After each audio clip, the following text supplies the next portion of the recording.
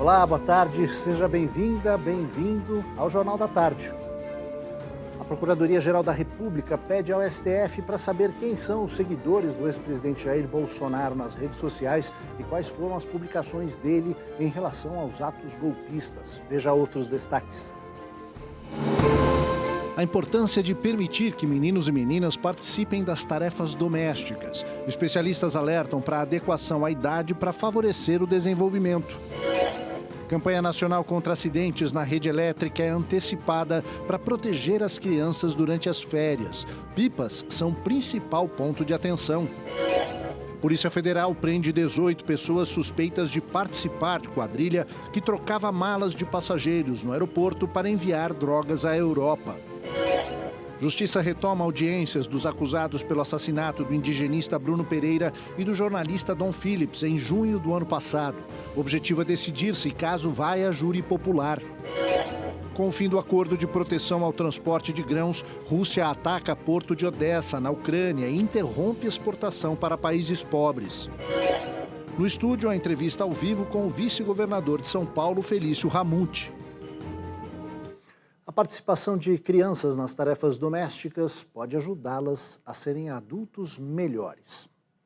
Nas redes sociais, um pediatra americano ganhou destaque defendendo essa tese, que é endossada por especialistas brasileiros. Num clima de brincadeira, a Isabela, hoje com 7 anos, começou a imitar a mãe nos momentos de faxina. E quando o Pietro nasceu, ele passou a imitar a irmã. Quando eu fazia bolo, ela queria fazer bolo. Aí quando eu deixava as coisas sujas assim para lavar, ela corria e queria lavar também. Aí eu comecei a ver que ela gostava muito de ajudar na parte de limpeza doméstica. Aí eu comecei a ensinar ela a lavar, a limpar a cozinha, a sala. Aí ela começou a gostar. Aí depois que veio o Pietro, de 3 anos aqui, ele gostou achou para ele como se fosse uma brincadeira. O hábito na casa da Priscila é aprovado por especialistas em desenvolvimento infantil. Este pediatra norte-americano viralizou na internet ao dizer que o segredo para criar crianças mais felizes, empáticas e bem-sucedidas no futuro é incluí-las nas tarefas domésticas. Doing chores around the house. A base para a fala é um estudo da Universidade de Harvard, que acompanhou um grupo de homens desde a década de 1930 para verificar quais aspectos na infância contribuem para a saúde e o bem-estar na velhice.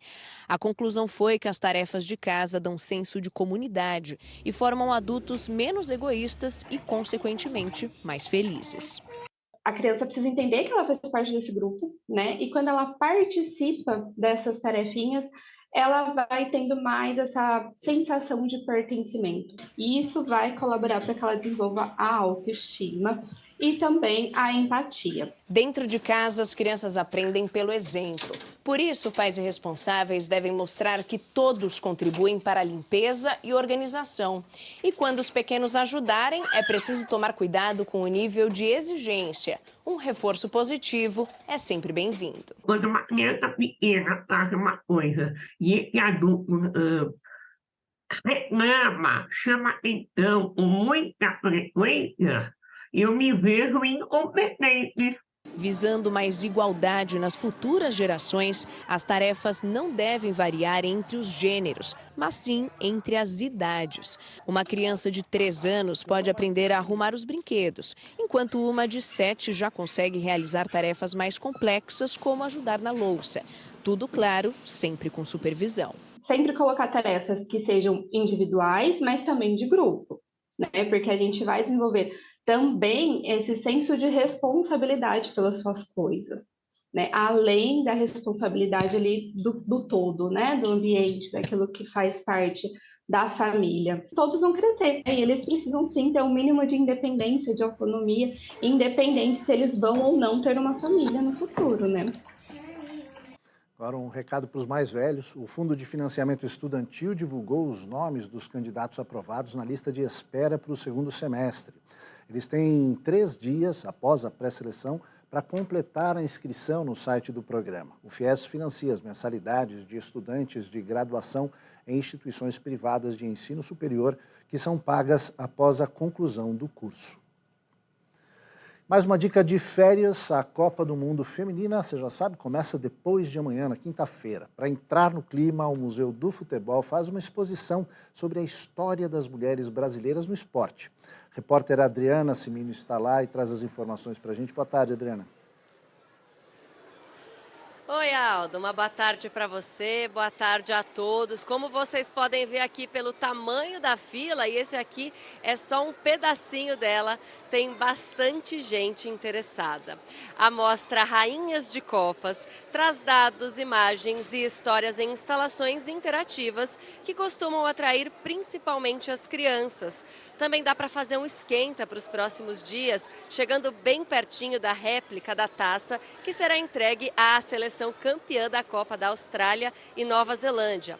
Quem sabe esse título inédito tão desejado não vem pra gente nesta, que é a 6ª e última Copa da Rainha Marta. Além das atuais atletas representantes do Brasil, tem imagens das jogadoras que fizeram história pela modalidade. E ainda conta com curiosidades como o fato de até 2015 a seleção feminina não ter uniformes próprios e precisar usar modelos adaptados da equipe masculina. Também é abordado aqui o desenvolvimento do futebol feminino desde 1988, quando foi realizado o torneio experimental da China. A exposição Rainhas de Copas fica em cartaz até o dia 27 de agosto aqui no Museu do Futebol em São Paulo. Para mais informações é só acessar o site museudofutebol.org.br. Às terças-feiras a entrada é de graça, Aldo. Por isso está concorrido aí, né? Dá para ver um monte de gente tentando entrar. Obrigado, Adriana, pelas informações, ótima dica. A gente continua falando agora um alerta importante para as férias. A Associação Brasileira de Distribuidores de Energia Elétrica antecipou a campanha anual de cuidados com acidentes na rede elétrica. O objetivo é aproveitar justamente esse mês de férias, quando aumenta o número de pipas soltas, principalmente nas periferias do país. Vareta, linha, papel de seda e cola dão origem ao objeto que colore o céu. Para fazer pipa, você tem que fazer com delicadeza para não rasgar o pipa. Para soltar, você também não precisa de muita técnica, não. Só fazer o estirante bom e soltar a pipa. O conhecimento de Vander foi herdado do pai, Cristiano, apaixonado por pipas e fundador da associação que ensina há 16 anos a arte e os cuidados que a pipa demanda, em especial com a rede elétrica. Que as crianças não retirem as pipas dos fios que estão enroscadas, que não vão para próximo de avenida, rodovias, não soltem pipa em cima de lajes para não cair e a gente evitar o máximo de acidente possível. O ideal é soltar pipa apenas em locais seguros, como esse campo de futebol, para tentar reduzir o número de acidentes durante as férias escolares, quando as crianças têm mais tempo para brincar. A campanha nacional de prevenção de acidentes com a rede elétrica foi antecipada de agosto para julho. No ano passado, foram registrados 756 acidentes, sendo 270 fatais. Os números são menores que os de 2021, mas ainda são considerados altos. Procurar uma forma de reduzir os acidentes que ocorrem com a população junto à rede elétrica. E para isso é fundamental a informação. É fundamental que as pessoas possam ter conhecimento do risco que corre ao entrar em contato com a rede elétrica. A rede elétrica, né, a eletricidade, ela não tem nenhum sinal, ela não tem cheiro, a eletricidade não faz ruído. Então, as pessoas muitas vezes não têm um alerta. Uma cartilha disponível na internet traz alertas importantes. A maior quantidade de acidentes com rede elétrica acontece com trabalhadores de construção e manutenção predial.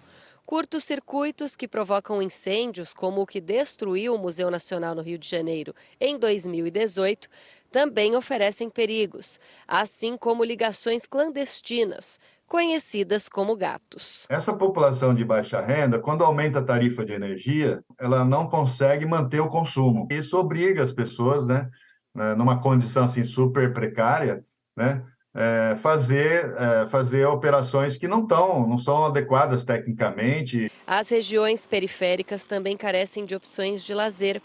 Por isso, as pipas ainda têm grande apelo entre os jovens. Tomando cuidados, como soltar longe da rede elétrica e dispensar o cerol, que é proibido, a atividade é uma ótima companheira das férias. Dá pra gente se divertir, dá pra gente ficar feliz, dá pra gente fazer bastante coisa. A Polícia Federal cumpriu hoje mandados de prisão e busca e apreensão contra uma quadrilha que trocava malas nos aeroportos, inclusive de Guarulhos, para enviar drogas à Europa. O repórter Felipe Neves acompanha. Boa tarde, Felipe. Oi, Aldo, muito boa tarde. Pois é, antes de falar dessa operação de hoje, a gente precisa só relembrar o caso dessas duas brasileiras, né, que ficaram presas por 38 dias em Frankfurt, na Alemanha, depois que malas etiquetadas com os nomes delas haviam sido usadas para transportar cocaína à Europa. Pois bem, a Polícia Federal aqui em São Paulo anunciou hoje o desmantelamento da quadrilha que praticou esse e outros crimes similares em países como Portugal e França.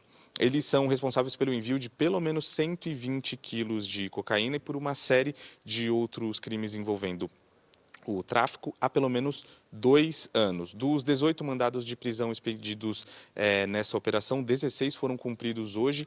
4 dessas pessoas eram mandantes da organização e 2 dessas pessoas ainda estão foragidas. Segundo a APF, a organização atuava ali aliciando funcionários do aeroporto de Guarulhos e de companhias aéreas para atuarem no esquema. Vamos ouvir. A troca é sempre velada, a troca de etiqueta, eles fingem que fazem uma leitura da etiqueta da mala, quando você vê que a pessoa não tem nada na mão. Eles simulam um check-in de bagagem, né, no terminal nacional. Aí a droga é enviada até a área restrita do aeroporto. Lá dentro, alguém pega essa droga, desvia para o setor internacional, e lá do setor internacional, essa droga é clandestinamente também introduzida na aeronave para ir lá para o destino, geralmente é a Europa. Pois é, os delegados da PF ainda acreditam que essa organização tem envolvimento direto aí com facções criminosas como o PCC para realizar esses crimes. Volto com você aí no estúdio, Aldo. Tá ótimo, Felipe. Obrigado pelas informações. O ministro Fernando Haddad estima que o perdão de dívidas de até R$100 do Desenrola Brasil pode beneficiar mais de 2 milhões de brasileiros. A primeira fase do programa entrou em vigor ontem. Para integrar o Desenrola Brasil, os bancos se comprometeram a limpar o nome de quem estava negativado por dívidas de até R$100 contraídas até 31 de dezembro do ano passado. A instituição também não pode voltar a cobrar o devedor. Os bancos eles estão dando os descontos em função do estímulo que o governo criou, de antecipar um crédito presumido à razão de 1 para cada real descontado. Esse é o estímulo que está sendo dado para os bancos. O governo liberou 50 bilhões de reais em crédito presumido. Até agora, os bancos Bradesco, Itaú e Santander já acrescentaram abas de renegociação aos portais. Instituições públicas como a Caixa Econômica Federal e o Banco do Brasil também disponibilizaram informações nos sites. O Nubank, que é um banco digital, ainda estuda possível adesão. Segundo o ministro da Fazenda, caso todas as instituições participem, 2,5 milhões de CPFs serão desnegativados. Nesta primeira etapa, também teve início a renegociação de dívidas diretamente com as instituições financeiras de devedores da faixa 2, com renda de até R$20 mil. Em setembro, o programa vai atender os devedores da faixa 1, com renda de até 2 salários mínimos e dívidas de até R$5 mil. O governo vai cobrir eventuais calotes aos bancos por meio do Fundo Garantidor de Operações. Mas nós estamos estimando alguma coisa em torno de R$7,5 bilhões só de aval, o que pode significar o cancelamento de uma dívida 4 vezes maior do que isso. O casal suspeito de atacar o ministro Alexandre de Moraes e a família dele no aeroporto de Roma prestou depoimento hoje à Polícia Federal. A defesa diz que o casal negou a agressão ao filho de Moraes, mas admitiu empurrão em jovem. Roberto Mantovani Filho e a esposa Andréa Mantovani são investigados e podem ser punidos no Brasil se for comprovado que houve crime na Itália. O casal nega as acusações feitas pelo ministro Alexandre de Moraes e classifica o caso como um equívoco interpretativo. Mas, de acordo com informações da jornalista Malu Gaspar, do jornal o Globo, a Polícia Federal obteve imagens que comprovam que Andréa Mantovani provocou o ministro Alexandre de Moraes em Roma. A reportagem afirma que os investigadores já sabem que a cena captada pelo circuito interno do aeroporto mostra Andréia ofendendo e xingando Moraes na área do embarque, próximo à sala VIP do aeroporto. Segundo a informação em poder da cúpula da Polícia Federal, mesmo sem som, é possível ver pelo gestual que Andréia desafia o ministro. O que ainda não está claro para os investigadores é a sequência de fatos relativos ao tapa que Alexandre de Moraes afirma que seu filho, que também se chama Alexandre, tomou de Mantovani. O esclarecimento deve ocorrer nos próximos dias, já que a Itália deve enviar todas as imagens ainda hoje para a Polícia Federal montar o quebra-cabeça. Além de Roberto Mantovani Filho e a esposa Andréia Mantovani, o filho deles e o empresário Alex Zanata também são investigados. O grupo pode responder por injúria, difamação e agressão, caso se comprove que o ministro Alexandre de Moraes e a família foram atacados. A Procuradoria-Geral da República quer acesso a postagens sobre eleições feitas pelo ex-presidente Jair Bolsonaro. O subprocurador Carlos Frederico Santos fez o pedido ao ministro do Supremo Tribunal Federal, Alexandre de Moraes. Santos quer que as plataformas de redes sociais apresentem as postagens feitas por Bolsonaro sobre as eleições, urnas eletrônicas e assuntos que envolvam o Tribunal Superior Eleitoral, o Supremo Tribunal Federal e as Forças Armadas. O subprocurador pede ainda uma lista com nomes e dados para identificar os seguidores de Bolsonaro nas redes sociais. Não há prazo para a decisão de Moraes. Se o ministro do STF aceitar o pedido, as informações vão ser incluídas nas investigações que apuram manifestações do ex-presidente a favor de atos antidemocráticos, incluindo o 8 de janeiro em Brasília. A Justiça Federal do Amazonas marcou para a próxima quinta-feira a continuação da audiência de instrução no caso do assassinato do indigenista Bruno Pereira e do jornalista britânico Dom Phillips. Os trabalhos foram retomados no fórum da cidade de Tabatinga. A audiência desta segunda-feira foi realizada virtualmente pelo juiz federal Wendelson Pereira Pessoa. Segundo a Justiça, nessa fase do processo serão ouvidas 25 testemunhas de defesa e informantes. Os trabalhos começaram no dia 20 de março, mas foram suspensos diversas vezes por problemas como conexão de internet. A Justiça analisa se os réus Amarildo da Costa Oliveira, Ozenei da Costa Oliveira e Jefferson da Silva Lima serão levados a júri popular. A expectativa é que os três sejam interrogados em até 10 dias, após a coleta dos depoimentos de todas as testemunhas de defesa. O indigenista Bruno Pereira e o jornalista britânico Dom Phillips foram mortos vítimas de uma emboscada no dia 5 de junho do ano passado, quando voltavam num barco de uma expedição para a coleta de informações para o livro que Dom Phillips escrevia sobre a Amazônia. De acordo com as investigações, Bruno morreu por combater a pesca ilegal no Vale do Javari, no interior do Amazonas, e Dom porque estava com ele no momento da emboscada. Depois do intervalo, a gente recebe aqui no estúdio o vice-governador de São Paulo, Felício Ramute. Ele fala sobre o impacto da reforma tributária no Estado, a gestão das universidades estaduais, Cracolândia e mais. A gente volta já.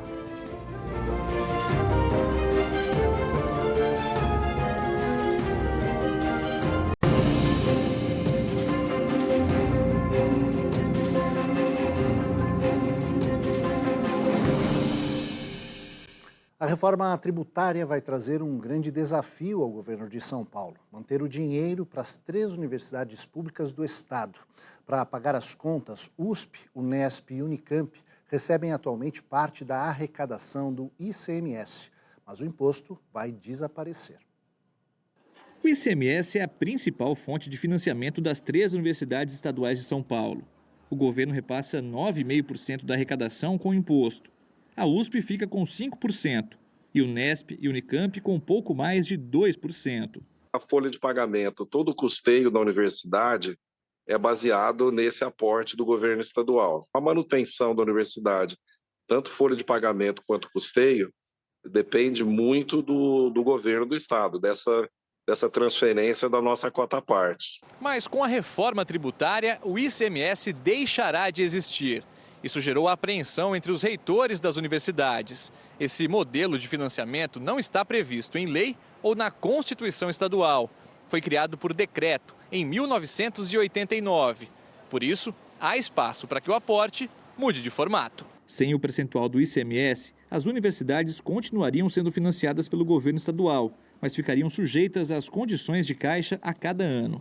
Outra alternativa é trocar o ICMS por uma parte do IBS, o Imposto sobre Bens e Serviços, previsto na reforma, desde que ele fique com os cofres estaduais. Além disso, também é possível buscar complementos ao custeio estadual, desde que eles também não comprometam a autonomia universitária.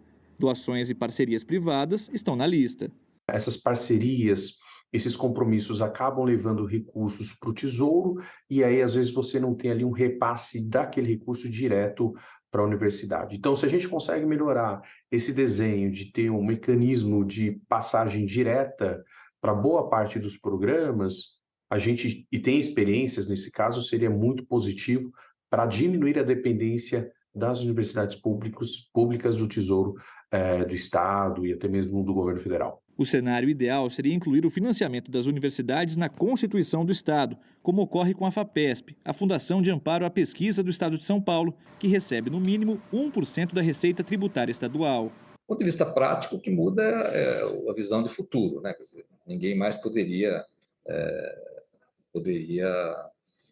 alterar isso. Em reunião com os reitores no Palácio dos Bandeirantes, ficou acordado que o assunto será retomado assim que a reforma for aprovada no Congresso. Mas houve a garantia de que a autonomia das universidades será mantida. Não há um desafio político grande, nem um desafio jurídico grande para adaptar o orçamento do Estado, que hoje recebe ICMS, à nova realidade que será da contribuição geral sobre tributos estaduais e federais. A questão é só encontrar uma fórmula simples para manter a equivalência. Para falar sobre esse e outros assuntos, a gente recebe aqui no estúdio o vice-governador Felício Ramute. Ramute, bem-vindo, obrigado por aceitar o nosso convite. Boa tarde, Aldo. Um prazer estar aqui, poder falar sobre o Estado de São Paulo e esse assunto tão importante, que são as nossas universidades públicas, que são exemplo para o mundo. São Paulo forma muita gente boa através das nossas universidades. A gente viu aí na reportagem um desafio é justamente garantir esse custeio. É claro que essa reforma ainda precisa tramitar, tem um longo percurso aí, mas é esse o desafio. Como é que o governo tem avaliado garantir a autonomia universitária e as contas para essas universidades? Olha, Aldo, o nosso governador Tarcísio esteve presente em Brasília na aprovação da reforma, levando aquele texto que era possível para São Paulo. Fez algumas mudanças importantes em relação ao Conselho, a distribuição ali dentro do Conselho e também daquele fundo que será distribuído para os estados. A reforma é importante, mas ela tem muitas dúvidas. E uma delas é essa questão das universidades estaduais. Nós ainda não sabemos quais produtos estão incluídos na cesta básica, qual é a alíquota. Eu já vi discussão com novas alíquotas podendo chegar até 28%, 29%. Então, a gente vê uma série de interrogações que têm que ser resolvidas ao longo da aprovação do Senado, o retorno para a Câmara, se o Senado alterar alguma coisa substancial. Então, nós temos muitos desafios ao longo dessas discussões da reforma. E as universidades também são um deles. É possível fazer diferente. Foi muito bem colocado na matéria a questão do decreto, não é uma lei, não está na Constituição Estadual, tampouco uma lei, e é importante se criar outros mecanismos. Mas aqui também podemos ter novas oportunidades, como eu vi o entrevistado dizendo, de buscar outras fontes de receita para essas universidades. O nosso governador Tarcísio esteve com os 3 reitores, no lançamento, inclusive, do Provão paulista, que vai dar para os nossos alunos da rede estadual também uma nova forma de poder ingressar nas nossas universidades estaduais. Então, são questões que têm que ser discutidas e é importante a colocação aqui da matéria, esclareceu bastante como isso se deu, e claro que as universidades têm que ter um apoio do governo estadual para que elas continuem sendo universidades de excelência para o Brasil e para o mundo. Ainda não está claro realmente muito do detalhamento dessa proposta de reforma tributária, mas um dos receios justamente dos governadores, e por isso aí da Brasília inclusive, é o impacto que isso pode ter na arrecadação. O governo estadual acabou de aumentar o salário mínimo, por exemplo, para R$ 1.550. Essa possível queda na arrecadação preocupa? Olha, nós já tivemos uma queda na arrecadação em virtude da mudança da questão do ICMS. Ela retorna agora com o novo cálculo de ICMS, mas o governo do Estado tem feito a sua parte. Nós estamos trabalhando agora numa modernização administrativa, enxugando cargos comissionados. Hoje, todos os investimentos do Estado e os gastos, principalmente o custeio da máquina estadual, passa por um olhar muito detalhado dos nossos secretários, da equipe do nosso governador Tarcísio, porque a gente também tem que olhar para os gastos, né? Gastar menos, além, claro, da oportunidade da arrecadação. Claro que há uma preocupação para o Estado de São Paulo em relação à queda de arrecadação, até porque o Estado também anunciou, você falou do salário mínimo, mas também um aumento expressivo para as forças de segurança nesses primeiros 6 meses, até 34% de aumento para os policiais civis, militares e da polícia científica, agora também um novo aumento para os nossos servidores, mas a gente tem que fazer tudo isso com muita tranquilidade e consciência, podendo economizar recursos públicos para que a gente possa prestar melhor serviço com aquela arrecadação que tem. Mas o governador esteve presente para garantir, através da participação dos estados, o peso adequado, principalmente para os estados do Sul e Sudeste. Vale lembrar, além da votação nominal, né, de cada estado, para que o estado consiga seguir na questão do Conselho com aprovação, é importante, no mínimo, 50% da população representada naquela votação. Foi um avanço. Também, a gente viu também muitas exceções de setores incluídos na reforma. Essa discussão da reforma ainda vai exigir, não só do governo do Estado, mas de todos os governadores, da população do Brasil, uma atenção especial para que ela possa, de fato, seguir e ser positiva para o nosso país. Só para lembrar, né, vai para o Senado, depois deve voltar para a Câmara e ainda tem muita discussão sobre isso. Há mais de 30 anos, a Cracolândia desafia as políticas públicas e se impõe como um problema de extrema gravidade que afeta não só os usuários, mas toda a sociedade. Um problema que se arrasta há décadas e que teve mais um desdobramento na última semana. Uma série de conflitos envolvendo policiais, guardas civis e frequentadores da Cracolândia levou tumulto ao centro de São Paulo. Tudo por conta de uma ação para remover os dependentes da região da Luz até a ponte Orestes Quércia, a cerca de 9 quilômetros dali.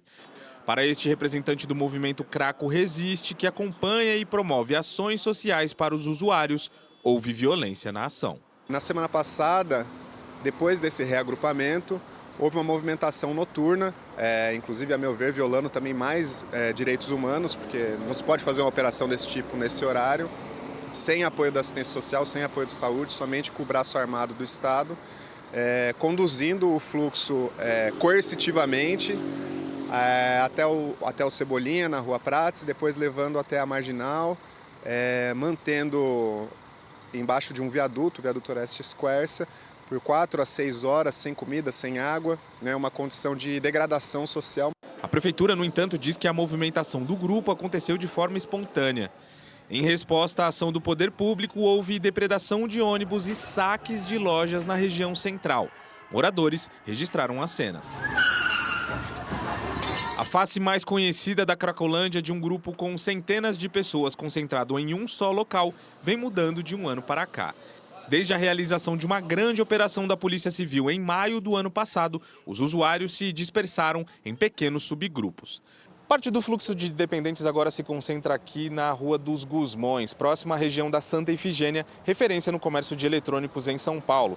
Mas com a movimentação constante do grupo pelas ruas do centro, tudo pode mudar.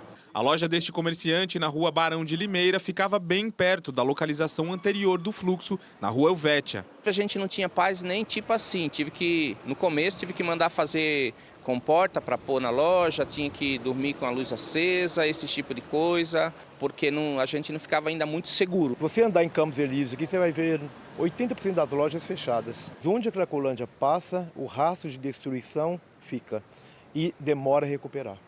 A prefeitura agora estuda uma forma de retirar os dependentes da Luz para um local afastado de comércios e residências, também na região central. Mas até o momento não há uma definição sobre isso. Para este psiquiatra que já atuou na Cracolândia, o problema está longe de se resumir à geografia. É preciso antes que o tratamento dos usuários seja cada vez mais individualizado. Essas pessoas são pessoas que estão em situação de vulnerabilidade há muito tempo, que perderam muitas vezes essa questão do convívio com a sociedade, né? A questão das rotinas, emprego, moradia. Então, é necessário que seja feito, primeiro, uma tarefa multissetores, né? Então, não é só a saúde, não é só a polícia, não é só a assistência social, tem que ser tudo isso junto. Dentro da psiquiatria, o tratamento dos usuários de substância ele tem que ser muito individualizado, porque cada cenário é um cenário, né? E pensando na Cracolândia, isso ainda é mais relevante. Senhor governador, o senhor recebeu a incumbência do governador Tarcísio de coordenar esses trabalhos. Ao longo desses 6 meses foi inaugurado o chamado Hub de atendimento, ali em substituição ao Cratod. O que é que falta para que a gente possa deixar de ver essas imagens e ter atendimento para essa população? Olha, a questão da Cracolândia é um problema de 30 anos na cidade de São Paulo. Mas dessa vez, 2 políticos importantes, gestores, prefeito da cidade de São Paulo, Ricardo Nunes, governador Tarcísio, resolveram enfrentar este problema de frente. E, para isso, essa conexão dos serviços entre o Estado e o município. Por isso que o governador me nomeou para coordenar este grupo, não só dentro do Estado, mas também para fazer a ligação com a Prefeitura. Hoje nós temos o Edson Aparecido, que é o responsável na Prefeitura por essa conexão de serviços. Então, esse já é um grande avanço. O que a gente viu ao longo de 30 anos eram os serviços desconectados. Saúde municipal não conversa com a saúde estadual, do mesmo jeito o desenvolvimento social. Então, criamos o nosso hub de cuidado com crack e outras drogas. O resultado, nesses primeiros 3 meses, já é surpreendentemente positivo. São mais de 5.400 atendimentos, 2.500 internações ou acolhimentos em comunidades terapêuticas ou internações em hospitais especializados. Mas, como bem disse o especialista na matéria, a grande diferença do Hub é que ele escuta a história de cada usuário. Ele faz um atendimento individualizado, multidisciplinar, com psicólogos, médicos, psiquiatras, para que a gente possa construir uma linha de cuidado específica para cada um. Então, nós temos o atendimento que pode ser através dos CAPs, os grupos de mútua ajuda que trabalham em conjunto conosco, Amor Exigente, o Narcóticos Anônimos, as nossas internações em hospitais especializados, também as comunidades terapêuticas com acolhimento. E toda a jornada é acompanhada pelo Hub. Porque são 3 meses. Essas imagens que nós vimos na reportagem são da semana passada, né? Além dessa coordenação na área da saúde, a área da segurança pública, nós vimos aí a escolta de um grupo de GCMs deslocando o fluxo, né, para uma área ali determinada. Essas ações, a coordenação dessas ações, ela está acontecendo porque quando a gente acompanha isso, aparentemente é o caos. Aldo, a primeira preocupação era dar o acolhimento para aqueles que mais precisam. E nós estamos fazendo isso através do Hub de cuidado com crack e outras drogas. Já na questão da segurança pública, qualquer pessoa que hoje anda pela região central da cidade de São Paulo já vê que melhorou, houveram avanços. Nós vimos cenas da Praça da Sé, que antes era totalmente ocupada e hoje ela está totalmente à disposição da população, seja para turismo, para poder ir até a nossa catedral, as várias regiões e várias ruas da região central da cidade já tem uma condição de segurança muito melhor. E o resultado, é claro, nós tivemos queda no número de roubos e do número de furtos na região central, por volta de 30% nesses primeiros meses. Mas isso ainda para nós não é o suficiente. Nós queremos melhorar ainda mais. E para isso a gente tem que deixar muito claro quem dentro ali daquela cena que a gente viu da Cracolândia, de fato ali está a serviço do crime ou precisa de um apoio, claro, de social e também de saúde. É isso que tem incomodado alguns usuários da Cracolândia, não todos, a minoria, que normalmente tem uma ligação com o crime organizado. E o que a gente viu na semana passada, na verdade, foi uma reação a uma série de ações. O governo do Estado não vai recuar em relação a enfrentar o problema. O que a gente vê é que tem ficado cada vez mais difícil para o crime organizado, para o tráfico de drogas, aquele comércio livre que existia naquela região, principalmente na questão da Cracolândia. Então, nós vamos continuar trabalhando muito, as nossas forças de segurança, a Polícia Civil com investigação, já fez uma série de prisões na região central. Aliás, o número de detidos na região central aumentou em mais de 57% nesses primeiros meses, mas não é um problema simples de resolver. Claro. E o que não vai acontecer é a gente ver o que já aconteceu no passado, gestores públicos levantando uma placa dizendo acabou à Cracolândia. Nós não temos essa pretensão. Nós queremos dar o acolhimento para quem precisa e ser duro, sim, com o crime organizado e com aqueles que utilizam daquela situação, daquelas pessoas, para o seu benefício próprio. A gente sabe que é uma questão complexa que envolve não só segurança pública, mas saúde. Agora também a gente deseja que as pessoas do centro possam ter a sensação de segurança dos números que o senhor cita. Vice-governador, muito obrigado pela sua participação aqui no Jornal da Tarde. Até uma próxima. Eu que agradeço a oportunidade, é um prazer falar com vocês.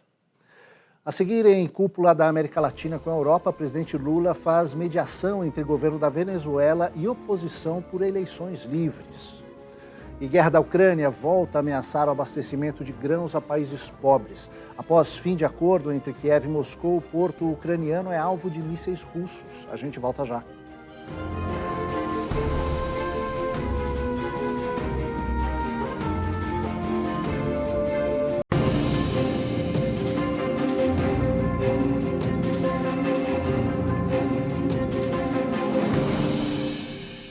A cúpula da CELAC, União Europeia, termina hoje com dificuldade para a realização de um documento final do encontro. As visões conflitantes sobre a guerra da Ucrânia são uma delas. Outro impasse é em relação às questões climáticas. A Europa tem cobrado medidas de combate ao aquecimento global e à transição energética dos países pobres, sem oferecer ajuda suficiente. Na cúpula, Lula defendeu o acordo comercial Mercosul-União Europeia e criticou novamente a postura da Europa. Queremos assegurar uma relação comercial justa, sustentável e inclusiva. A conclusão do acordo Mercosul-União Europeia é uma prioridade e deve estar baseada na confiança mútua e não em ameaças. A defesa de valores ambientais que todos compartilhamos não pode ser desculpa para o protecionismo. Lula também condenou o uso de sanções econômicas como política para resolver conflitos, num recado direto para os Estados Unidos e aliados.